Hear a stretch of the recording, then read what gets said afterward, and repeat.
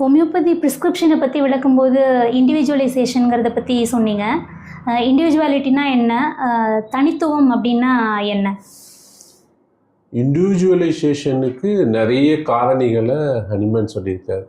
எந்தெந்த நிறைய ஃபேக்டர்ஸை Hahnemann explain பண்ணி அது மூலியமாக இந்த இண்டிவிஜுவலைசேஷன்னு சொல்லலாம். அதில் முக்கியமானது ஒருத்தருடைய வில் பவர், ஒருத்தருடைய மாரல் ஆஸ்பெக்ட், ஒருத்தருடைய intellectual capacities, then mental attributes. Mental அட்ரிபியூட்ஸில் is reaction to socio economic and home என்விரான்மெண்ட்டுக்கு உள்ள ரியாக்ஷன்ஸ் எப்படி, அவரோட சைக்கோசொமேட்டிக் எக்ஸ்ப்ரெஷன்ஸ் எப்படி இருக்குது, ரியாக்ஷன் டு சுச்சுவேஷன், இதெல்லாம் தான் அட்ரிபியூட்ஸ் டு த இண்டிவிஜுவலைசேஷன்.